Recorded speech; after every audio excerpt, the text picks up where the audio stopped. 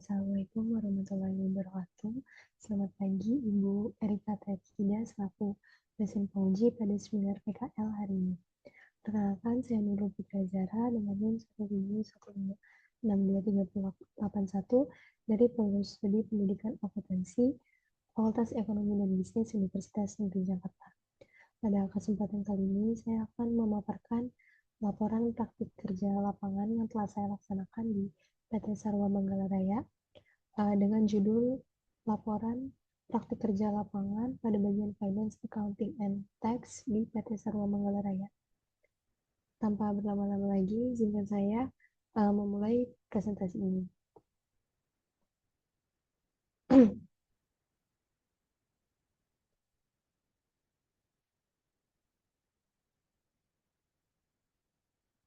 Oke, yang pertama di sini adalah latar belakang.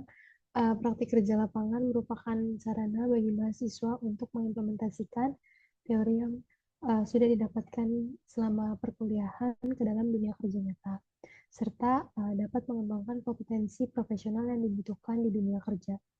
Bagi mahasiswa pendidikan akuntansi, PKL menjadi kesempatan untuk memahami penerapan praktik akuntansi dan administrasi keuangan secara langsung, termasuk penggunaan sistem akuntansi yang digunakan oleh perusahaan. Oleh karena itu, saya melaksanakan PKL di PT Sarwa Manggala Raya pada divisi Finance, Accounting, and Tax untuk memperoleh pengalaman dan pemahaman mengenai proses administrasi keuangan, penagihan piutang, serta penggunaan sistem informasi akuntansi dalam kegiatan operasional perusahaan.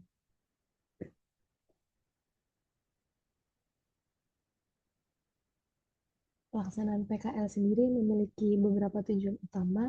Yang pertama, memahami proses administrasi keuangan dan penagihan piutang perusahaan. Kedua, mengembangkan keterampilan dalam pengelolaan, penyusunan, dan pengarsipan dokumen. Yang ketiga, meningkatkan kemampuan penggunaan sistem informasi akuntansi dan aplikasi pendukung administrasi perusahaan. Lalu yang terakhir, mengembangkan kompetensi profesional seperti ketelitian, komunikasi, kerjasama, dan tanggung jawab dalam dunia kerja. Adapun manfaat yang diperoleh selama pelaksanaan PKL adalah memperoleh pengalaman kerja nyata di bidang finance, accounting, and tax, serta memahami penerapan ilmu akuntansi dalam dunia kerja. Selain itu, saya juga meningkatkan keterampilan penggunaan Accurate, Microsoft Excel, dan pengelolaan administrasi keuangan perusahaan. PKL juga membantu saya untuk mengembangkan kemampuan pengelolaan dokumen, problem solving, ketelitian, komunikasi, serta kerjasama dalam lingkungan kerja profesional.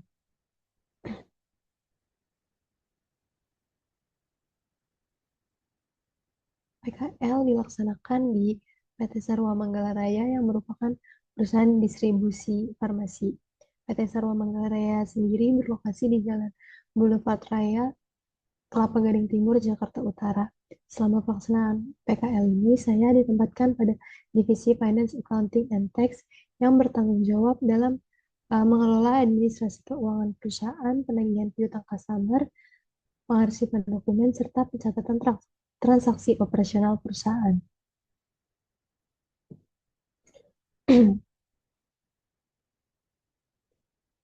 Oke, selanjutnya selama PKL saya melaksanakan beberapa tugas utama.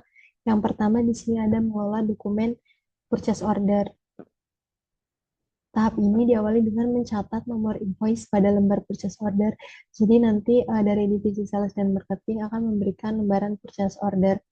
Dari sana saya akan mencatat lembar purchase order tersebut dengan nomor invoice yang sebelumnya sudah dimasukkan ke dalam Accurate. Lalu setelah semua lembar purchase order tersebut dicatat nomor invoice-nya, saya akan melakukan input ke dalam sistem perusahaan mengenai nomor invoice dan juga nomor purchase order. Setelah semuanya sudah terinput, maka saya akan menyusun dokumen purchase order berdasarkan nomor invoice berurutan dari yang terkecil hingga yang terbesar. Selanjutnya ada proses penagihan piutang customer. Pertama, di sini saya akan mengidentifikasi invoice beserta lembar purchase order yang siap ditagihkan. Langkah pertamanya itu biasanya dari mentor saya akan memberikan arahan untuk melakukan pengecekan invoice mana saja yang sudah siap ditagihkan. Nah, dari situ saya akan mengidentifikasi nomor invoice yang sebelumnya sudah dicatatkan pada lembar purchase order. Jadi, saya ngambilin purchase order yang sebelumnya sudah dicatatkan nomor invoice-nya sesuai dengan nomor invoice yang akan ditagihkan di Accurate. Lalu setelah semua purchase order sudah teridentifikasi, selanjutnya saya akan mencetak laporan penerimaan barang. Nah, laporan penerimaan barang ini stepnya pertama saya ke sistem perusahaan, lalu menginput nomor invoice dari lembar purchase order tersebut. Nah, nanti dari sana akan muncul nama perusahaan, perusahaan customernya beserta beserta data piutang lainnya. Lalu nanti saya akan copy kode bukti penerimaan barangnya. Setelah di copy akan dimasukkan ke dalam sistem perusahaan. Nanti dari sistem web customer-nya itu akan muncul bukti laporan penerimaan barangnya. Setelah semua bukti laporan penerimaan barangnya tercetak, saya akan melanjutkan cat, mencetak kwitansi dan juga invoice. Kalau kwitansi sendiri itu dicetaknya melalui Microsoft Excel. Jadi sudah ada template-nya, tinggal disesuaikan mengenai tanggal cetak kwitansinya dengan nomor invoice serta nominal dari transaksinya. Setelah itu saya mencetak invoice melalui sistem Accurate perusahaan. Lalu selanjutnya saya akan menyerahkan dokumen invoice yang sudah dicetak ke apoteker penanggung jawab untuk proses penandatanganan. Langkah ini sesuai dengan pengendalian internal, jadi semua barang yang dikirimkan ke customer itu dalam pengawasan apoteker penanggung jawab. Lalu, jika sudah ditandatangani, biasanya saya akan melanjutkan untuk memberikan stempel perusahaan di lembar invoice dan juga lembar kwitansinya. Setelah semua langkah-langkahnya sudah dilewati, saya akan menyatukan dokumen penagihan piutang yang berupa lembar purchase order yang sebelumnya sudah diidentifikasi, lalu laporan penerimaan barang, kwitansi, dan juga invoice. Nah, jika sudah disatukan, biasanya saya akan berikan ke pihak finance untuk proses penandatanganan, lalu nanti akan dioper lagi ke pihak accounting, bagian account receivable untuk tanda tangan juga, dan yang terakhir akan diberikan ke pihak pajak untuk proses cetak faktur pajak. Selanjutnya, jika dokumen tersebut sudah uh, selesai semua, maka akan kembali diberikan kepada saya untuk proses pembuatan tanda terima faktur. Nah, untuk proses pembuatan tanda terima faktur ini yang pertama memisahkan dokumen untuk penagihan piutang dan juga arsip perusahaan. Sebenarnya dokumennya itu sama, yang membedakan itu hanya di kwitansi dan juga invoice, di mana uh, kwitansi yang untuk dikirim ke customer itu berisi lembar ke-1 dan lembar kedua. Nah, untuk kwitansi yang lembar ketiga itu untuk arsip perusahaan. Nah, itu sama juga dengan invoice. Jadi lembar pertama dan keduanya itu untuk dikirim ke customer, lalu lembar ketiganya untuk arsip perusahaan. Selanjutnya, jika sudah dipisahkan semua, maka akan melaksanakan pemindaian dokumen penagihan. Nah, untuk pemindaian dokumen penagihan ini hanya dilakukan untuk dua customer perusahaan saja. Dua customer ini dalam proses pembuatan tanda terima fakturnya menggunakan sistem webnya sendiri. Jadi dalam sistem webnya tersebut kita diharuskan untuk um, mengupload, menginput dokumen scan. Dokumennya itu berupa kwitansi dan juga faktur pajak. Lalu yang satunya itu ada kwitansi dan juga invoice. Nah, selanjutnya akan uh, melakukan pembuatan tanda terima faktur. Nah, untuk pembuatan tanda terima faktur ini, dua perusahaan utama itu menggunakan Microsoft Excel. Jadi, udah ada template-nya, kita tinggal masukin aja sesuai dengan nomor bukti penerimaan barang, nomor invoice, lalu nominal transaksi, nomor faktur pajak, dan juga uh, jumlah nominal setelah faktur pajak. Kalau untuk perusahaan yang menggunakan sistem customer, Gimana sih? Lalu untuk dua perusahaan yang memerlukan pemindaian itu biasanya kita hanya mengupload berkas berupa kwitansi dan invoice yang sudah tadi saya jelaskan, lalu juga menambahkan nomor faktur pajak.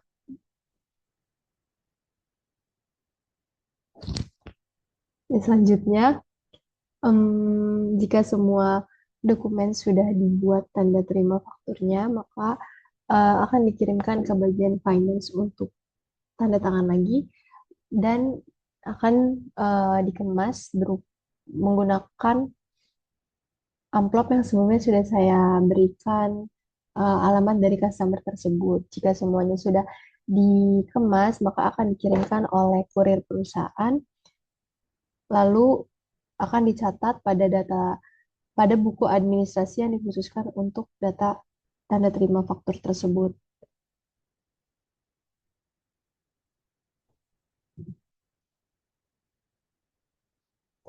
Oke, selanjutnya di sini mengarsipkan dokumen penagihan piutang. Yang pertama di sini menggabungkan dokumen arsip dan juga dokumen TTF. Jadi dokumen arsip yang sebelumnya saya pisahkan tadi itu disatukan dengan dokumen TTF. Dokumen TTF ini dicetak dengan kertas yang sama seperti kwitansi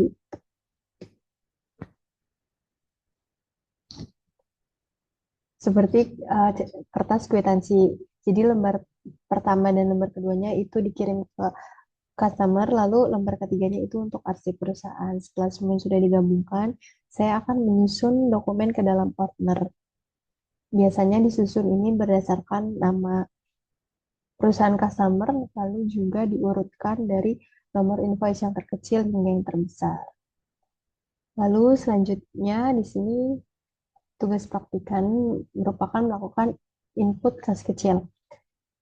Yang pertama di sini menyesuaikan form kas kecil dengan bukti transaksi. Jadi dari perusahaan sendiri menyediakan form untuk mengklaim pengeluaran kas kecil kepada driver-driver yang ditugaskan untuk mengirim barang atau berkaitan dengan kegiatan operasional perusahaan. Nah, tugas praktikan sendiri menyesuaikan form tersebut apakah sesuai dengan bukti transaksi yang diberikan. Yang diidentifikasi itu biasanya berupa keterangan transaksi dan juga nominal transaksinya. Selanjutnya, jika seluruh form tersebut sesuai dengan bukti transaksi, akan diinput ke dalam sistem Accurate. Setelah itu akan diinput lagi ke dalam sistem spreadsheet perusahaan. Jika sudah dilakukan input di Accurate dan spreadsheet, maka biasanya saya mencetak bukti input kas kecil tersebut melalui Accurate, yang nantinya buktinya akan diserahkan ke pihak accounting untuk proses pengarsipan. Setelah itu, saya juga turut melakukan pengarsipan digital ya terhadap form kas kecil dan bukti pengiriman tadi. Selanjutnya di sini melakukan input BCA Flash. BCA Flash sendiri merupakan e-money BCA Flash yang digunakan oleh para driver dan kurir perusahaan dalam mengirimkan barang-barang kepada customer.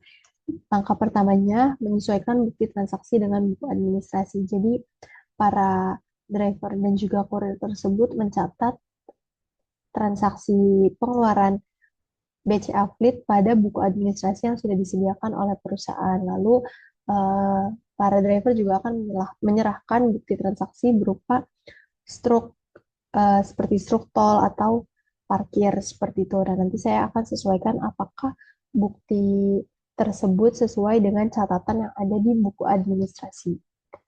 Jika semuanya sudah sesuai, maka akan dilakukan input ke dalam Microsoft Excel. Nah, ini juga udah ada kolom template-nya gitu, jadi tinggal dimasukkan mengenai tanggal transaksi, lalu keterangan transaksi, dan juga akun dalam akun Accurate-nya, nominal transaksi, dan juga yang terakhir ada kolom balance dari BCA tersebut. Jika sudah di-input, maka saya akan mengelola bukti transaksi tersebut. Biasanya itu difotokopi berdasarkan tanggalnya. Lalu bukti fotokopinya nanti akan diserahkan ke pihak accounting lagi untuk proses pengecekan, dan juga pengarsipan. Oke, selama pelaksanaan PKL, terdapat beberapa hambatan yang dihadapi oleh saya. Yang pertama di sini ada gangguan sistem perusahaan. Kendala ini sangat sering dihadapi oleh saya. Kendalanya tuh biasanya berupa printer yang rusak, lalu sistem perusahaan yang error, terus juga terkadang internet yang terputus. Nah, kendala-kendala ini pastinya sangat menghambat penyelesaian pekerjaan. Yang kedua, ada dokumen arsip yang jumlahnya sangat banyak. Jadi, dalam 1 bulan, proses penagihan kepada customer itu bisa dilakukan sebanyak 3 sampai 5 kali. Jadi, setiap minggunya itu pasti melakukan penagihan piutang kepada customer. Nah, sedangkan saya itu kan bertanggung jawab untuk mengelola 4 customer utama dari PT Soro Manggala Raya ya. Jadi, dalam setiap periode penagihan itu satu perusahaannya kurang lebih menagih 10, paling sedikitnya 10, eh, paling sedikitnya menagih 10 ribu. Saya juga lupa. Apa sih itu namanya 10 invoice? Paling sedikitnya menagih 10 invoice. Nah, jika dikalikan dengan perusahaan itu jumlahnya akan sangat banyak apalagi dalam 1 bulan. Jadi dokumen arsip yang jumlahnya sangat banyak ini sangat memerlukan waktu untuk pengerjaannya. Biasanya itu nggak cukup 1 hari buat proses ngarsip dokumen piutang ini.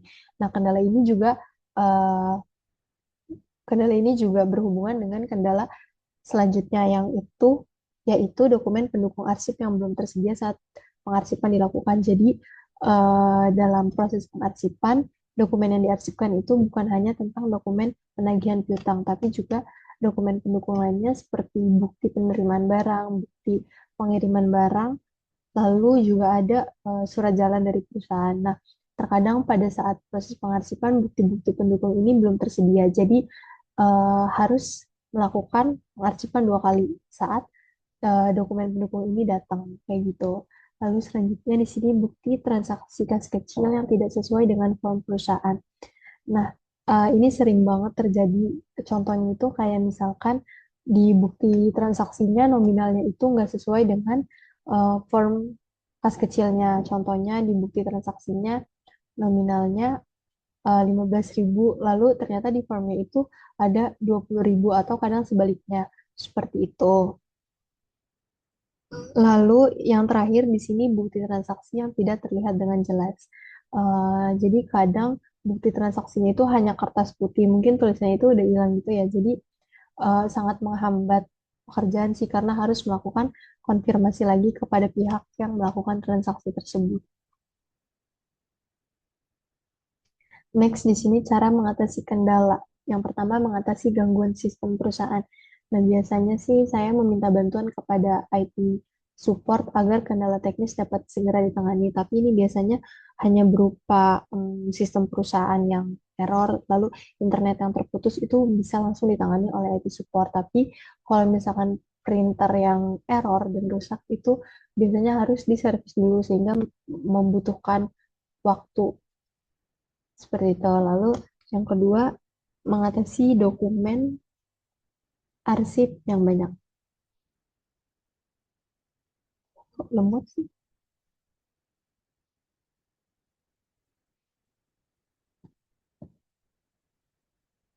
Nah, yang pertama di sini mengurutkan berdasarkan nomor invoice dan mengelompokkan dokumen berdasarkan customer.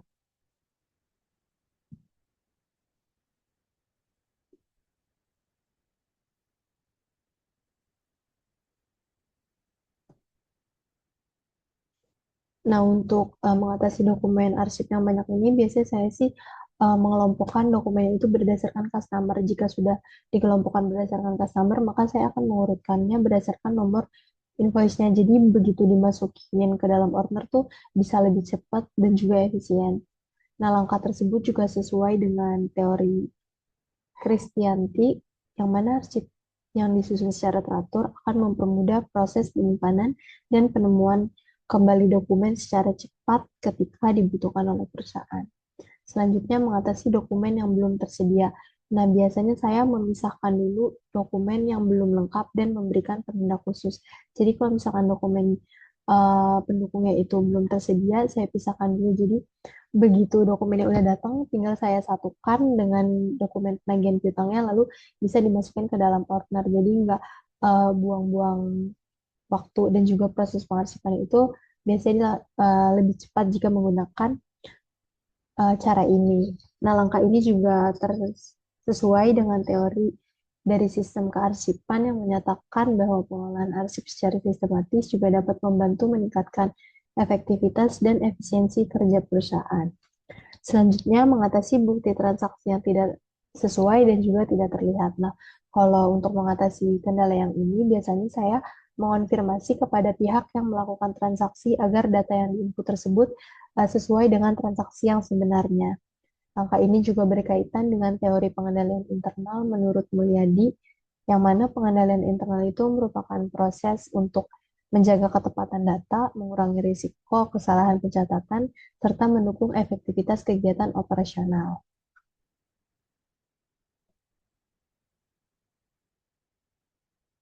Oke, selanjutnya di sini ada kesenjangan teori dan praktik. Yang pertama di sini ada pengelolaan piutang perusahaan. Jadi dalam mata kuliah pengantar akuntansi dan akuntansi keuangan menengah itu kan pembahasan mengenai piutang itu lebih banyak dibahas dari sisi pencatatan akuntansi ke dalam jurnal ya.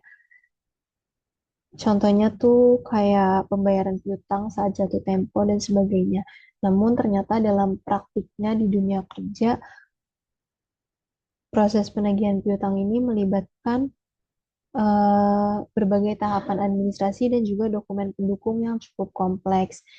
Nah, jadi perusahaan tuh baru bisa menagih piutang ketika sudah dipastikan bahwa produk yang dikirimkan ini sudah diterima oleh customer, sehingga membutuhkan dokumen pendukung seperti surat jalan, laporan penerimaan, dan pengiriman barang, serta dokumen lainnya. Lalu selanjutnya penerapan sistem informasi akuntansi. Nah, kalau dalam sistem informasi akuntansi itu kan digunakan untuk mampu mendukung efisiensi pengendalian internal perusahaannya, tapi dalam praktiknya masih terdapat kendala seperti tadi gangguan sistem, terus juga ketidaksesuaian data transaksi. Jadi justru dalam penerapan selama PKL sistem informasi akuntansi ini tuh malah justru uh, memperhambat pekerjaan praktikan. Lalu yang ketiga di sini komunikasi dalam lingkungan kerja. Dan dalam mata kuliah keterampilan komunikasi sendiri dijelaskan bahwa komunikasi itu dapat mendukung kelancaran pekerjaan. Sedangkan dalam praktik menunjukkan bahwa perbedaan waktu respons antar pihak dapat memengaruhi kecepatan penyelesaian pekerjaan. Contohnya itu pada saat mengonfirmasi bukti transaksi yang tidak terlihat atau juga tidak sesuai karena saya menggunakan media online untuk melakukan konfirmasi tersebut, biasanya membutuhkan waktu yang cukup lama untuk mendapatkan respon. Jadi itu cukup memengaruhi dalam penyelesaian pekerjaan. Next, di sini ada pengembangan untuk perusahaan dan juga untuk prodi. Berdasarkan hambatan yang ditemukan selama PKL tadi, terdapat beberapa usulan pengembangan untuk perusahaan. Pengembangan dapat dilakukan melalui penyediaan panduan penggunaan sistem perusahaan. Karena yang saya gunakan selama melaksanakan PKL itu tidak hanya sistem perusahaan, tetapi juga sistem dari customer yang mana tampilan dan juga cara pengerjaannya berbeda, sehingga membutuhkan waktu untuk beradaptasi. Jika perusahaan menyediakan panduan sistem tersebut, maka akan sangat membantu efektivitas pekerjaan. Lalu meningkatkan pengelolaan dokumen arsip serta penambahan bantuan tenaga kerja pada proses pengarsipan yang jumlahnya besar. Yang ketiga, membuat standar administrasi yang lebih jelas terkait format dokumen.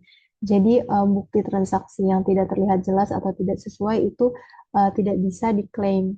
Seperti itu. Lalu untuk program studi sendiri diharapkan dapat melakukan pengembangan melalui simulasi administrasi perusahaan agar mahasiswa lebih memahami alur kerja administrasi sebelum melaksanakan PKL. Lalu program studi dapat memberikan pembekalan mengenai komunikasi kerja dan etika profesional untuk membantu mahasiswa beradaptasi dengan lingkungan kerja perusahaan. Yang terakhir, program studi dapat memberikan pembekalan mengenai manajemen waktu, penyelesaian pekerjaan, serta kemampuan bekerja di bawah tekanan agar para mahasiswa lebih siap menghadapi beban kerja selama PKL. Oke, berdasarkan pelaksanaan PKL yang telah dilakukan, saya dapat menyimpulkan bahwa PKL dapat memberikan pengalaman kerja nyata di bidang administrasi keuangan perusahaan. Melalui kegiatan ini, saya memperoleh pemahaman mengenai proses pengelolaan dokumen, penagihan hutang, pengarsipan, serta penginputan data keuangan perusahaan. Selain itu, PKL juga meningkatkan keterampilan penggunaan Accurate dan Microsoft Excel, serta mengembangkan kemampuan berkomunikasi, kerjasama, dan tanggung jawab dalam lingkungan kerja. Pelaksanaan PKL juga menunjukkan adanya keterkaitan antara kompetensi yang diperoleh selama perkuliahan dengan kebutuhan dunia kerja profesional. Adapun saran yang dapat diberikan, yang pertama bagi praktikan di sini diharapkan dapat terus meningkatkan kemampuan teknis seperti penggunaan Accurate dan Microsoft Excel, lalu juga dapat meningkatkan ketelitian dalam pengelolaan dokumen, serta dapat mengembangkan komunikasi, koordinasi, dan manajemen waktu. Lalu untuk program studi pendidikan akuntansi diharapkan dapat meningkatkan pembekalan PKL, mengembangkan simulasi administrasi perusahaan, dan memperluas kerjasama dengan perusahaan. Yang terakhir, untuk PT Sarwa Manggala Raya diharapkan dapat menyediakan panduan sistem perusahaan bagi mahasiswa PKL dan karyawan baru, serta melakukan pemeliharaan sistem secara berkala untuk meminimalkan gangguan operasional. Dan yang terakhir, untuk meningkatkan pengelolaan dan pengarsipan dokumen perusahaan agar lebih efektif dan terstruktur. Demikian presentasi laporan praktik kerja lapangan yang dapat saya sampaikan.